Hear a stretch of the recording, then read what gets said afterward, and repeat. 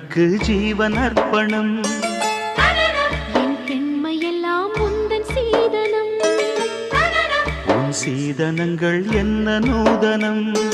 முடியவில்லை காதல் கண்ணா மோகனர்த்தனம். விடிய விடிய கேட்குதையா உனது கீர்த்தனம். சொர்க்கம் தாண்டி செல்லும் அம்மா எனது சொப்பனம்.